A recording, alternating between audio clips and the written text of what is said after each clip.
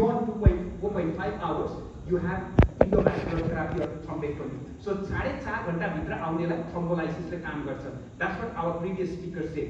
Now the only contraindication to this treatment is hemorrhage, nothing else. Hemorrhage is the treatment. I mean contraindication. है त त्यसमा यसमा I will just ask one question, that in this patient with stroke and has NIHS of 8, right, and INR of 1.6, what to do? How to treat? के गर्ने होला? यो पेशेन्टलाई थ्रोम्बोलाइज गर्ने कि थ्रोम्बेक्टोमी गर्ने? We is presented within 2 hours. यो patient आउनु भएको छ 2 घण्टा भित्र आउनु भएको छ, right? NIHS 8 छ, INR 1.6 छ. के गर्ने? थ्रोम्बोलाइज गर्ने कि थ्रोम्बेक्टोमी गर्ने? थ्रोम्बेक्टोमी के गर्ने? थ्रोम्बेक्टोमी. Why? टाइम. तर INR त ठीक छ. Okay, so warfarin is not a contraindication to thrombolysis. INR is the outcome, right? Physiotherapy is not the treatment. Patients should be better. That is the outcome. You got to know. Yeah, tricky for you. So thrombolysis, your warfarin hudaima, you cannot say that no. Thrombolysis गर्नुपर्ने हुन्छ. र अर्को एउटा key point के हो भने time. Any patient who present within the time and does not have contraindication to thrombolysis must receive thrombolysis, even though that patient has to be taken for thrombectomy later. To लेके हुनुपर्छ. That's the fundamental. Dr. Upman, is it?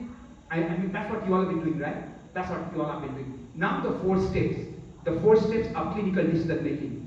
Number 1. What are the 4 key steps in making the clinical definition? This. Number A. Is it correct? Is it correct? Yes or no? Yes? Nice. Yes or no? No.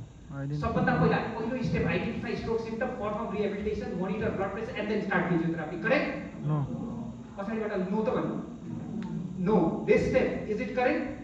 Perform brain imaging, check blood pressure, start IV administration. No. Mokta? No. No. Okay. Third step.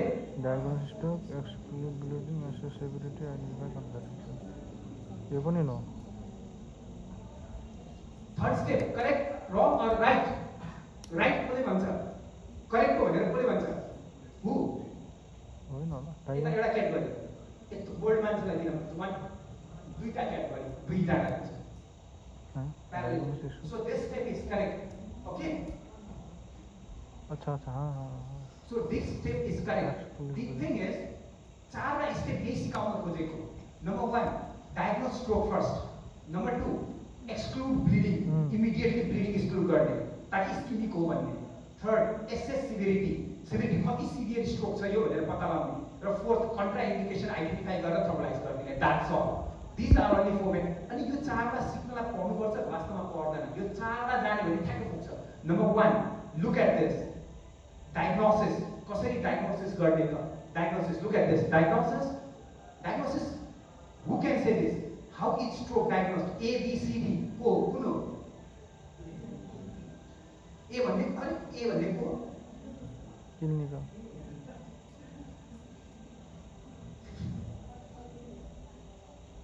यता. ए हो, यता यो doctor भनेको doctor उपमान उनीहरूले पाउँदैन. Because you all have know that. यता उहाँलाई. Good. यो तालिम गर्दैन. सुनेछ. Okay, right. It's very good. So, stroke अब easy बनाइन्छ. CT diagnosis हुँदै. Stroke is a clinical diagnosis. यति कुरा एकदमै क्लियर गर्नु. स्ट्रोक किन डायग्नोस गर्दैछ? कतिचोटि बिरामीको मान्छेले मेरो बिरामीलाई प्यारालाइसिसले हानेछ भनेर जनता डाक्टरले राक्का प्यारालाइसिस हो भनेको छ. एमर्जेन्सीमा भनेको छ कसैले? भनेको छ? ह? बिरामीले घरमै भनेर लिएर आएको हुन्छ. नचाहिने घर त्यो एमर्जेन्सीमा आएर उठाउ त हात, झुकाउ त हात. एनएचएस गरेको होइन फेरि. एनएचएस गरे त लजिकल भन्न मिल्यो. अनि लास्टमा पनि स्ट्रोक जस्तो छ अरे. अनि स्ट्रोक जस्तो छ भनेर सिटी नर्मल आयो 24 घण्टापछि देखिन्छ राख्नु रे. That's happening, right? Truth यही हो? Bitter truth. That happens, right? तर stroke is a clinical diagnosis. किन emphasize गरेको? किनभने टाइम नजाओस्, सिटीमा रिलाइ नगर्नु. सिटीमा रिलाइ नगर्नु. It's a clinical diagnosis. र okay,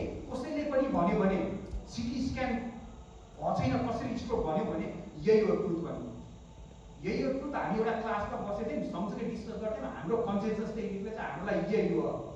you understand, you never be wrong, कोही पनि रङ हुँदैन। Clinical diagnosis. अनि बिरामीको मान्छेले मलाई प्यारालाइज भनेर आएको छ, कसैले पनि यो प्यारालाइज होइन भनेर पनि आएको छ।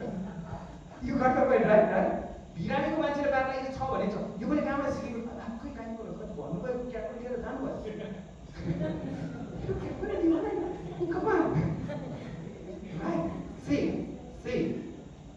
मैले कहाँबाट सिकेको भने हामी पिडियाट्रिक पढ्दा होइन तपाईँले सो पिडियाट्रिक पढ्दा डायरियाको यति डेफिनेसन पढ्यो कि हामीले लास्टमा गएर WHO एउटा सानो डेफिनेसन दियो, के हो थाहा छ? डायरियाको डेफिनेसन कतिलाई थाहा छ बच्चाको पिडियाट्रिकमा? अनि आफैले आफूलाई बेकुब लाग्थ्यो मलाई त्यतिखेर। वाटरी कन्सिस्टेन्सी के पनि इफ मदर सेज डायरिया त चाहिने राष्ट्रको WHO डेफिनेसन कति सजिलो बनाइदिएछ। हामी कतिचोटि पिसाब थियो, पातलो थियो, रगत आउँथ्यो, यो दिमाग खराब भइरहेछ। पेसेन्ट डिहाइड्रेसन भइसक्यो, आफू पैसा सोधेको भोलिसम्म इस्टाब्लिसै भएको छैन। बुझ्यो? Easy definition, if a mother says diarrhea, the child has diarrhea, that's all. बुझ्यो? यदि बिरामीको मान्छेले स्ट्रोक छ भने नाटक गर्न जरुरी छैन यो स्ट्रोक होइन भनेर। स्ट्रोक हो घटना पनि पछि छुट्टाइदिएर होइन भन्ने अलग कुरा, त्यहाँनिर होइन भन्ने होइन। Right now next, so it's a clinical diagnosis, you will have heard. Now diagnosis of stroke is a proof to this.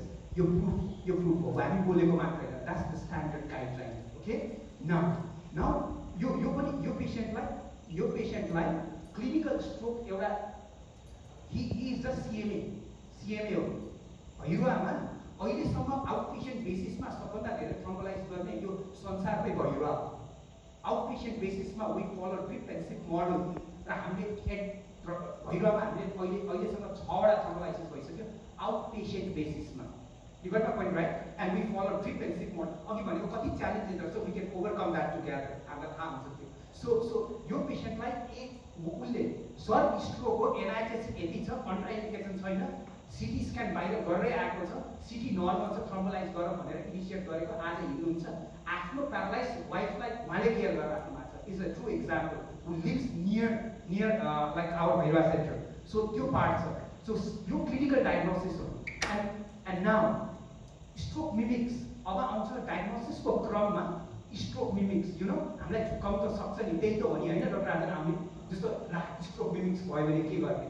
यदि स्ट्रोक आयो भने त्यो सबै चिज इम्पोर्टेन्ट छैन होला। त्यो स्ट्रोक झुकाउने चिज आयो भने के गर्ने होला? स्ट्रोक झुकाउने आयो भने पछाडि या यो भन्न मिल्छ के गर्ने होला? स्ट्रोक